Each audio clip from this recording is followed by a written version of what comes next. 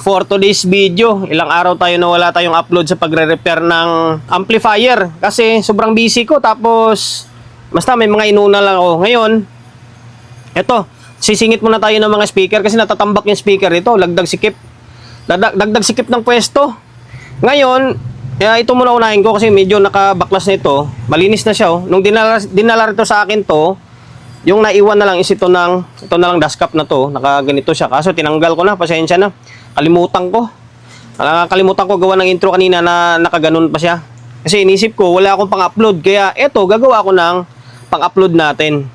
Yan, speaker rewind pala for today's video muna. Ngayon, ito yung brand name niya, oh.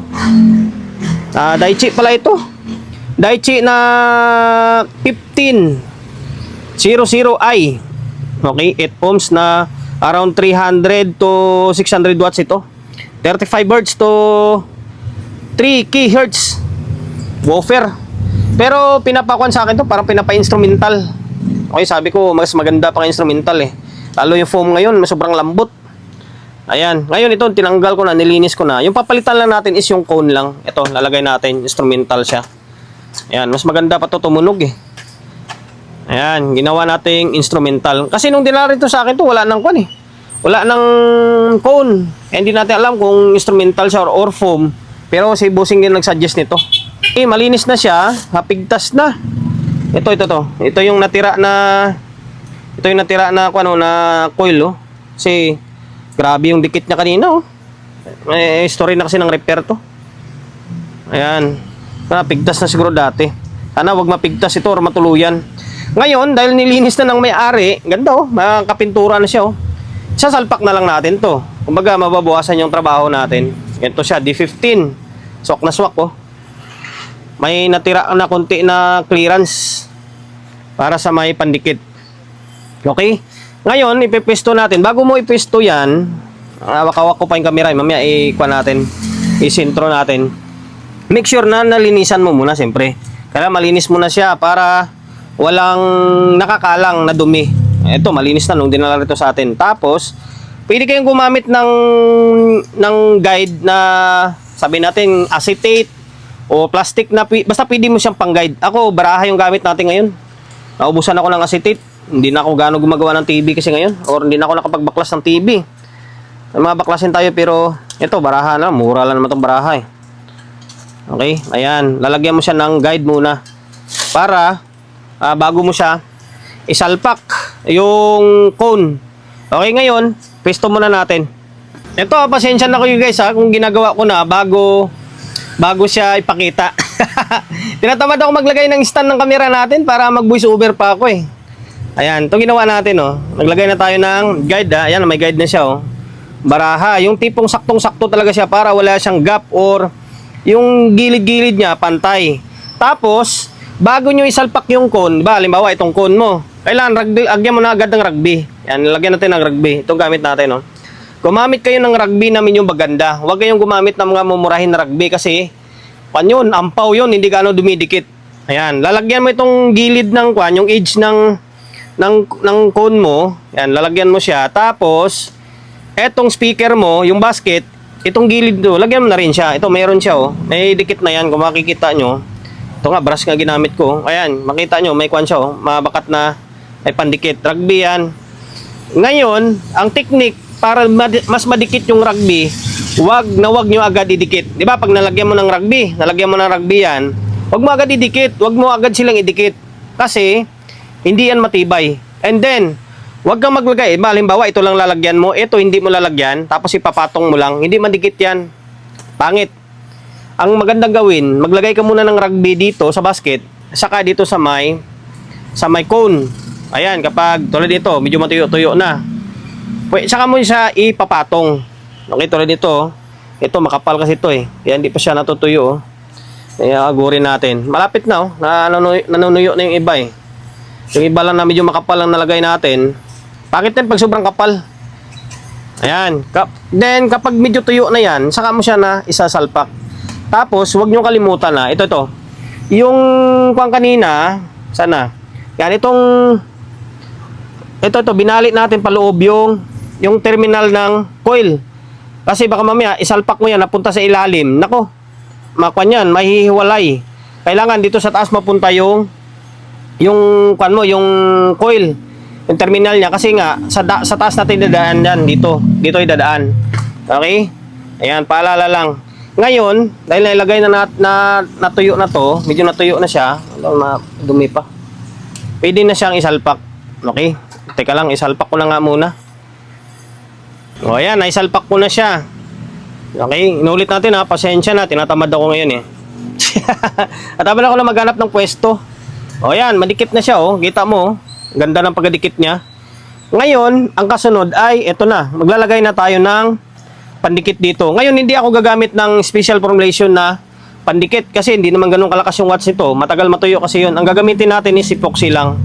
Yan, epoxy na AAB lang. Ito, kahit ito lang, matibay na yan dyan. Kargahan mo lang ng todo yan eh. Tapos, kailangan i-mix mo ng maayos. Okay? AAB yan ha. Kailangan equal yung pagkahalo mo.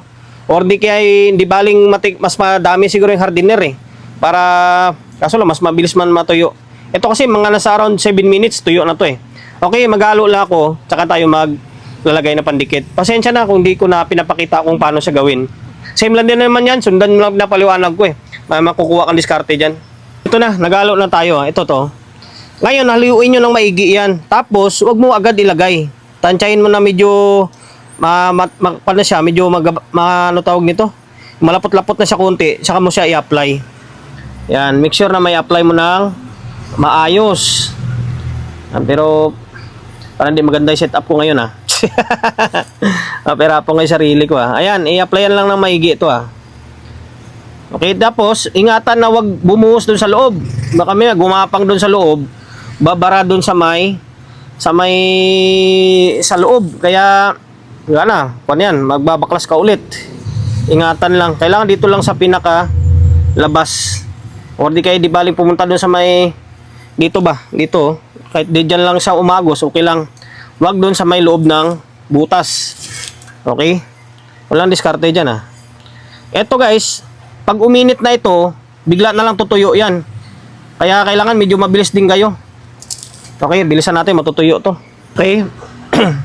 Ngayon, ang ganda ng pagkalagay natin walang halos apaw. Di baling sumayad siya dun sa may guide natin. Pwede naman yan babaklasin lang yan mamaya. Wag lang umagos na sa loob. Diba? Ganyan na diskarte. Ngayon, wag mo muna galawin yan. Antayin mo siguro matuyo talaga. Wag yung medyo kakatuyo lang, galawin mo agad. Madidisalign pa yan. Antayin mo yung tipong tuyong-tuyo na siya, saka mo siya gagalawin. Okay? Ayan, antayin natin na matuyo na siya para makapagsunod tayo ng tuloy nito, yung pigtail. Ibubutasan natin to mamaya. Sige, mamaya na lang. Mamaya natin galawin kapag matuyo na siya. Nangyari, tuyo na. Yan, iniwanan muna natin saglit. Tapos, eto, kapag tuyo na to, kalasin mo lang to. Yan, lahat ng guide mo, tanggalin mo lang yan. Para, pwede kayong gumamit naman ng kwan. Pwede naman kayo gumamit ng matalas na bagay na pwedeng pangtanggal dyan. Pero kahit ganito mo lang, tatanggal naman siya pag natanggal na yan, tanggalin mo lang to. Make sure na walang lumaglag dun sa loob. Okay, ito nga, meron nga siya, pero hindi naman abot sa loob yan tingnan nyo, walang kasayad-sayad walang kasayad-sayad. Ganda nyo. Ang problema ngayon, ng dashcap nito mamaya ay durog na. Pwede pa naman, kung talagang walang-wala na, pwede pa naman. Ang problema, ang nabili kong dashcap, akala ko kasi pwede pa ito. Yung nabili kong dashcap, pang D12 para doon sa isang gawain ko. Pwede naman lagyan ng kwanto. Pang D12 na lang, medyo maliit lang na konti. Konti lang naman diferensya pwede na to. Pwede naman ibalik to, pero parang pangit na niya. Ito na lang siguro gamitin ko. Dalawa naman to Yung isa kasing gawain ko, ito, nadaganan nga siya Yan, D12 yan na, yun, totaling palit yun. Yung kunin din, dashcap din. Ito na lang lagay natin. Hindi naman siya halata para bago parehas. Okay? Ngayon, wag mo muna ilagay itong dashcap. Yung pigtail muna, ito nakaangat yung natin, yung nakaangat yung terminal na maiksi na coil. Ngayon, bubutasan natin to dito. Bubutasan dito.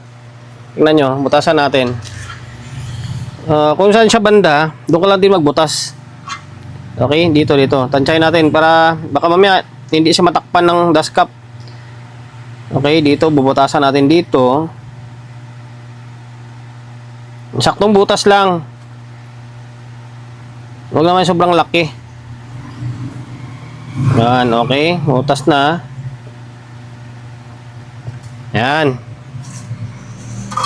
Ngayon, kapag butas na yan, babutas na siya. O saka mo i-shoot yung pigtail sa ilalim. Walang flashlight tayo. Wala tayong flashlight, pasensya na. Hindi naka-on yung flashlight na camera natin. O, ayan. Ayan, na-shoot na siya, di ba? Ngayon, ikuan mo siya dito. Kailangan umabot yung pigtail sa may coil. Ngayon, idugtong ko muna kasi mahirap umawak ng camera. Idugtong na natin yung pigtail, tapos nilagyan natin ng yan, sealant. Yung sealant na yan, ito, pang speaker talaga ito. And then, ito rin ginagamit ko pang dikit dito sa may dust cap. Okay, ito rin ginagamit ko kaso paubos na ito. Ayun lang. Pwede kayong gumamit ng ano ba tawag yan, yung epoxy para dito. Pwede rin naman yan. Kaso lang, ako meron akong ganito. Maganda rin ito. Hindi siya napipigtas or nagba-bounce lang ba? Sumasama sa pag-bounce. Ngayon, okay na yan. Okay na, idugtong na natin. Basta idudugtong nyo lang na maayos. Sinangin mo lang yung terminal ng yung naiwan na coil. Tapos, yung dito sa may pigtail. Okay? Ngayon, nalagyan natin to dito ng dikit. Pati mamaya dito, lagyan ko yan dito sa ilalim. Okay, para matibay siya. And then, ano pa ba? Okay na, dust cap na lang. Ang paglagay ng dust cap, madali naman to. Isisintro mo lang siya, tapos dikitan mo, okay na. Nailagay natin yung dust cap. Parang wala lang naman nangyari, oh. Medyo malit lang siya kunti tingnan, pero kunti lang naman diferensya eh. Ayan, may sealant yan. Kulay itim ang ginamit natin. Tapos, ito, dadaganan mo muna siya para dumikit ng literal. Tapos ito, nilagyan natin to dito. Dinubli natin. Yan, may pandikit to dito yung sa may pigtail. Ngayon, testerin natin. Testerin natin yung natawag nito, yung continuity niya or tutunog ba siya. Kailangan meron, hindi pwedeng wala. Okay, ito. Okay, meron. Meron na siya, oh. Yan, okay na to. Goods na to. Ang dito sa may gilid, wala to pang gilid. Wala to. Nung dinalay bossing dito, wala na siyang pang gilid eh. Nangyari nito, siguro titibayan. Although matibay naman na ito eh.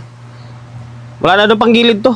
Wala tayong magawa dyan eh. Ano may lalagay natin dito? Wala naman pang gilid to dito. Okay?